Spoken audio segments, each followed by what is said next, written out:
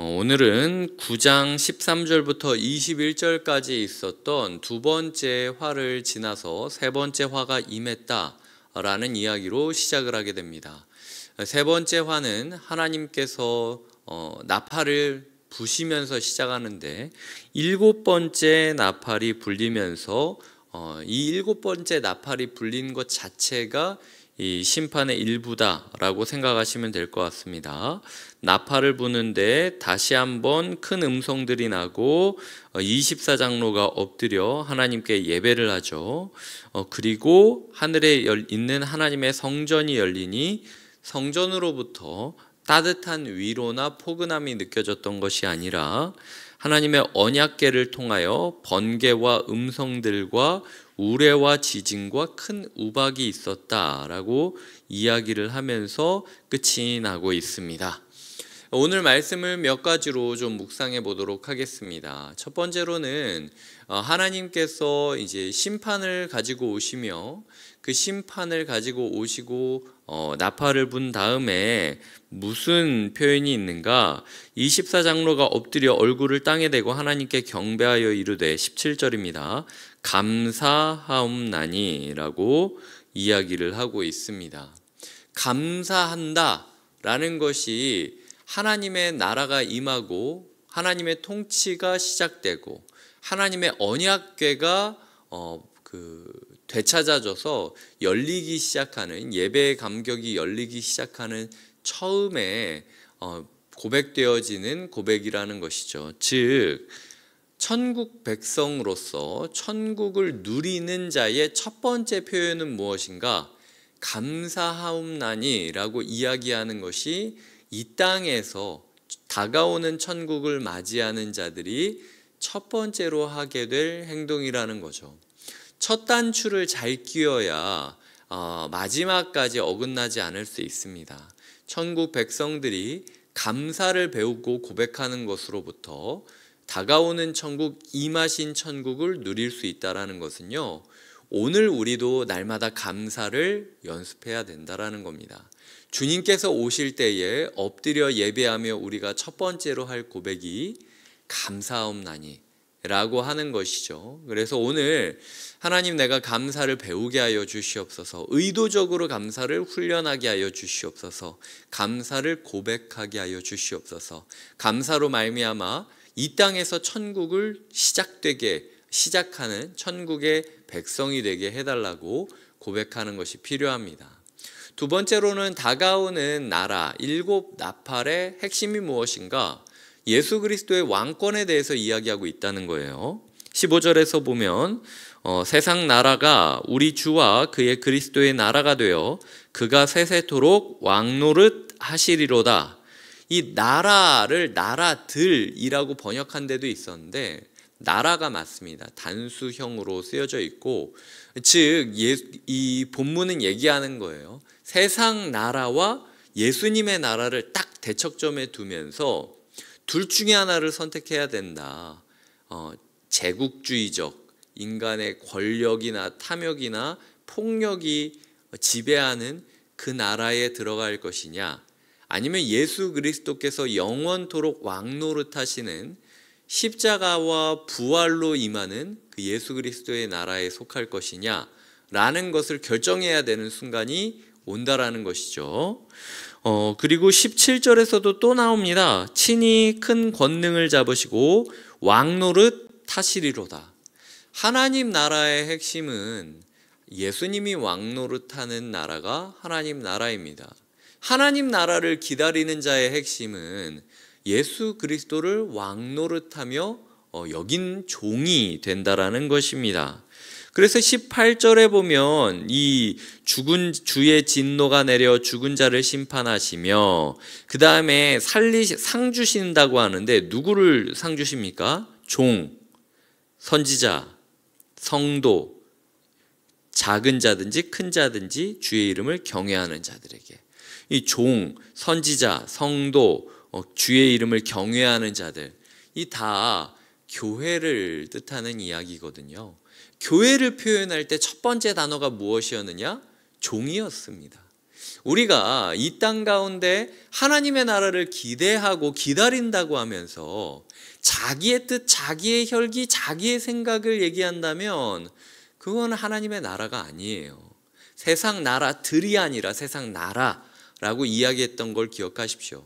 예수 그리스도의 왕권을 인정하지 않는 종의 길을 걷지 않는 자들, 왕권을 인정하는 종, 그 종의 길을 걷지 않는 자들은 모두 세상 나라에 속한 백성이라는 것이죠. 주님, 우리가 오늘 주님의 왕권을 인정하며 종의 도리를 걷게 하여 달라고 기도하는 것, 이것이 우리가 오늘 7번째 나팔을 묵상하며 2번째로 해야 될 기도 제목이라는 것입니다. 이 주의 나팔이 불고 주님의 권세가 임하는 날에는 18절에 보면 심판과 그리고 상 주시며 상과 그리고 망하게 하는 자들을 멸망, 이 심판과 상과 멸망, 이 법정대 앞에서 누구는 상을 받게 되고 누구는 심판받고 멸망을 당하게 되는 일이 생기게 될 거라는 거죠. 그 멸망과 상이 어디로부터 시작됩니까? 나팔이 불리고 언약궤를 발견하게 되고 언약궤로부터 그 번개와 음성과 우레와 지진과 큰 우박이 임함으로부터 이제 그 심판대 위에서 상이냐 멸망이냐가 결정된다라는 거죠. 엄밀히 따지자면 순서상으로는 언약궤를 바라보는 게 하나님의 심판대 앞에 선다라는 것입니다. 여기 보시면은 번개, 음성, 우레, 지진, 큰 우박 이런 부분들이 어디 나오냐면요, 출애굽기 15장에 보면은 홍해를 지나고 나서 그 다음에 노래를 부르는 장면들이 나옵니다. 그래서 그 노래를 부를 때 이런 표현들이 등장합니다. 이 하나님께서 그 임하셨을 때에 하나님을 따르지 않는 사람들이 홍해에서 죽는 것들을 이런 식으로 표현을 하고 있는데요. 즉 이 부분은 나팔이 불면서 뭔가 성전이 열렸다라는 건 여리고성이 무너진 것 같은 이미지이기도 하고, 그리고 이 번개, 음성, 우레, 지진, 큰 우박을 통해서 하나님께서 하늘을 열고 역사를 하셨다라고 하는 표현들은 모세가 불렀던, 미리암이 불렀던 출애굽기 15장의 노래를 떠올리게 합니다. 그리고 언약궤가 등장하는데요, 이 언약궤는 원래 역사상으로 바벨론 포로 시기 때 성전이 약탈당할 때 언약궤가 없어집니다. 그래서 유대인들은 이 사라진 언약궤, 나중에 인디아나 존스 같은 데 보면 그래서 막 그런 것들을 찾고 그러지 않습니까? 사라진 언약궤를 전통으로는 예레미야 선지자가 혹은 어떤 천사가 숨겨놨다 라고 이야기를 하고 있어요. 그래서 유대 전통에는 나중에 하나님의 나라가 임하는 그날 이 잃어버렸던 언약궤가 다시 돌아올 것을 이야기하고 있습니다. 즉 언젠가 나팔과 함께 이 홍해를 가르는 것처럼 언약궤가 등장하여 누군가는 그 홍해를 뚫고 구원을 받을 것이고, 누군가는 그 홍해가 열렸다가 닫히는 것 때문에 죽임을 당하는 것처럼 하나님 언약궤, 하나님 임재 앞에서 멸망과 상주심이 공존하게 되는 날이 올 거라는 것이죠. 그렇기 때문에 우리는 오늘도 하나님의 언약궤, 하나님의 임재를 구하며 하나님께서 상주시는 이심을 믿어야 한다라는 거죠. 히브리서에서도 보면 믿음이 무엇입니까? 하나님께서 상주시는 이심을 기억하고 신뢰하는 것이 성도의 자세이고 믿음이라는 사실을 기억하면서 오늘도 우리의 삶 가운데 하나님의 임재를 간절히 구하며 상주시는 이심을 믿고 나아가야 되는 것이 필요하다라는 것이죠. 3가지 이야기를 드렸습니다. 감사를 고백하는 것이 다가올 하나님 나라에 어울리는 성도의 삶의 태도이다. 감사는 천국의 미리보기이다. 맛보기이다. 이야기 드렸고요. 교회에 대해서 18절에 종, 선지자, 성도, 경외하는 주의 이름을 경외한다 라고 이야기하는데, 예수 그리스도의 왕권을 인정하지 않는 자는 세상 나라에 속하는 것이다. 오늘 종의 길을 걸어갈 것인지 묻고 있고요.